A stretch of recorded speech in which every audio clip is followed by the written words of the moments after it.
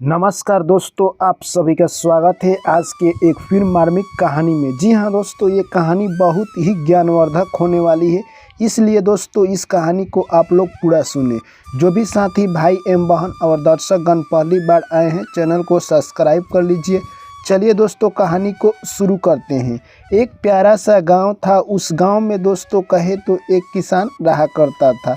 किसान बहुत मेहनती था और दिन भर खेत में काम किया करता था। ऐसी ही जिंदगी किसान की गुजर रही थी। एक दिन की बात है, किसान के घर एक लड़के ने जन्म लिया। दोस्तों लड़का जन्म लिया, बहुत किसान खुश था और उसके घर लड़के को देखने के लिए बहुत दूर दूर से लोग आ रहे थे। दोस्तों लड़का बहुत ही भाग्यशाली था। उतने में एक साधु बाबा आ जाते हैं और लड़के के हाथ देकर बोलते हैं कि ये लड़का 16 साल के बाद इसी राज्य का राजा बनेगा।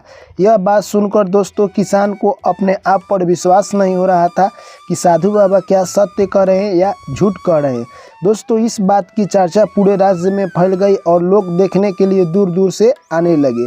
साधु बाबा यह बात कहकर आगे बढ़ते हैं तो उसी राज्य के राजा के घर भी एक लड़की ने जन्म लिया।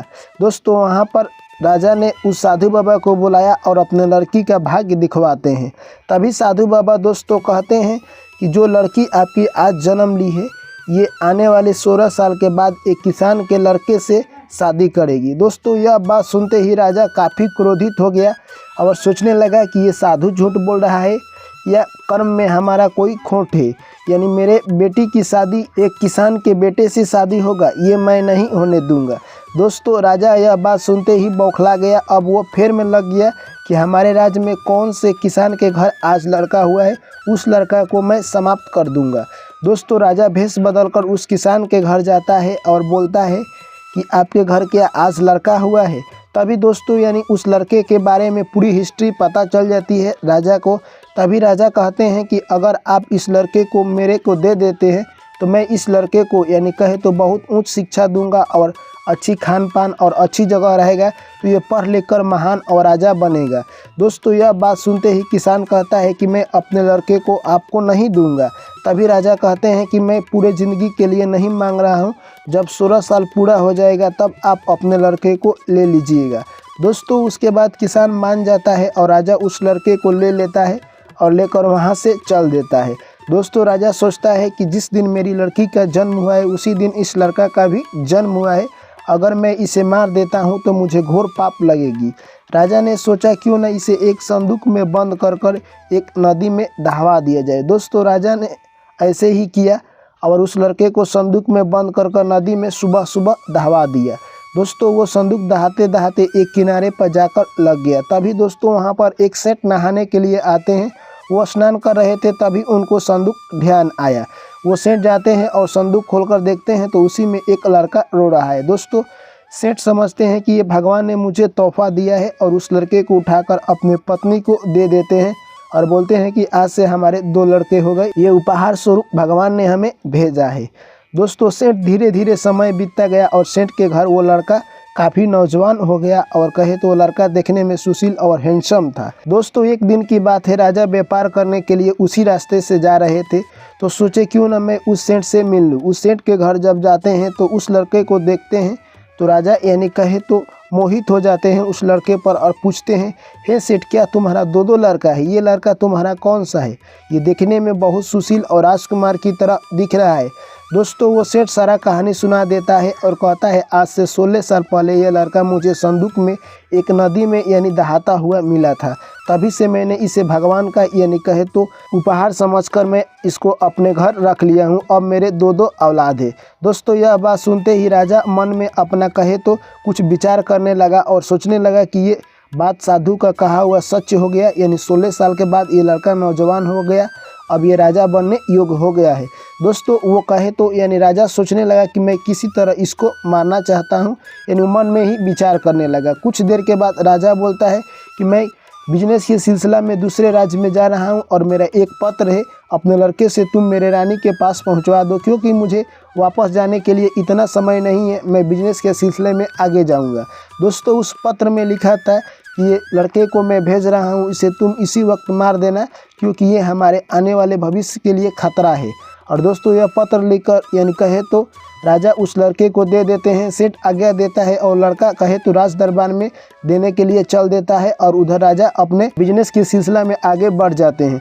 दोस्तों लड़का जाते जाते यानी कहे तो शाम हो जाती और वो राज दरबार में नहीं पहुंचता है, क्योंकि उसके घर से राज दरबार काफी दूर था। वो लड़का सोचने लगा कि किसी स्थान पर मैं आज रात गुजार लेता हूँ। दोस्तों यानी उस राज में तो पहुँच ही चुका था। वहीं पर एक सरोवर दिखता है और उसी सरोवर में जाकर लड़का वो सो जाता है। वो इतना थक गया था कि उसको सुबह का पता नहीं चला। सुबह 10 बजे तक सोया था। तभी दोस्तों कहे तो राजा की जो कि राजकुमारी थी वो स्नान करने के लिए आती है और उस लड़के को देख लेती है और उस पर मोहित हो जाती है और उसके हाथ में जो पत्र था वो भी पढ़ लेती है और सोचती है कि ये लड़का हमारे घर गया तो इसको मार दिया जाएगा। दोस्तों वो पत्र को ही बदल देती है और उसके जगह पर दूसरा पत्र लिखकर वो स्नान कर कर घर चली जाती है। कुछ देर के बाद लड़का उठता है और वहाँ से कहे तो राज दरबार में चला जाता है। दोस्तों लड़का जाकर रानी को यानी पत्र दे देता है और रानी उस पत्र में पढ़ती है, लिखा था कि इस लड़के को मैं इस वक्त भेज रहा हूँ, तुम इसी से अपनी बिटिया का शादी कर देना। ये लड़के हमारे यानी लड़की के योग्य है और इसे बहुत सारा धन दौलत देकर यानी कहे तो विदा कर देना। दोस्तों ये जैसे ही बात यानी रानी पढ़ी और नीचे देखी कि राजा का हस्ताक्षर है, रानी चौंक गई और अपने लड़की को बुलाकर उस लड़के के साथ शादी कर देती। और उसमें नीचे भी लिखा था कि मुझे आने में काफ़ी देर लगेगी, इसीलिए तुम काम ये शीघ्र कर देना। रानी ये सब काम शीघ्र कर कर कहे तो उस लड़के को विदाई कर देती है। दोस्तों धीरे धीरे समय बीतता गया और 1 माह खत्म हो गए। तभी राजा आते हैं और बोलते हैं कि बिटिया को बुलाओ, बिटिया हमारी कहाँ है। तभी दोस्तों रानी कहती है कि आप ही ने तो एक लड़के को पत्र लिखकर भेजा था और उसमें लिखा था कि इस लड़के से अपनी बिटिया की शादी कर देना। मैंने तो शादी कर दिया है, बहुत सारा धन दौलत देकर उसको विदाई कर दिया। यह सब बात सुनकर दोस्तों कहे तो राजा मूर्छित हो गया और कुछ देर के बाद फिर होश में आया तो राजा को समझ में आ गया कि जो भाग्य में लिखा है उसे कोई बदल नहीं सकता है। और उस समय जो साधु बाबा हमको भेटाए थे यानी जो उन्होंने वचन दिया था कि इसे कोई नहीं मिटा सकता है, वो सत्य होकर रहा। यानी कहे तो दोस्तों साधु का कहने का मतलब था कि तुम्हारे लड़की की शादी एक किसान के लड़के से होगी। तो दोस्तों होने को कोई टाल नहीं सकता है इस धरती पर, यानी जो भगवान ने आपके नसीब में लिख दिया है उसे कोई मिटा नहीं सकता है, ये होकर ही रहेगा। आपको कोई लाख प्रयास मारने का भी कर ले, आपको छू नहीं सकता है। जिस तरह राजा ने उस लड़के को मारने का बहुत प्रयास किया परंतु उसका बाल बाका भी नहीं कर सका, ठीक उसी प्रकार दोस्तों यानी भगवान जिसके किस्मत में मेहरबान लिखे हैं उसे कोई नहीं मिटा सकता।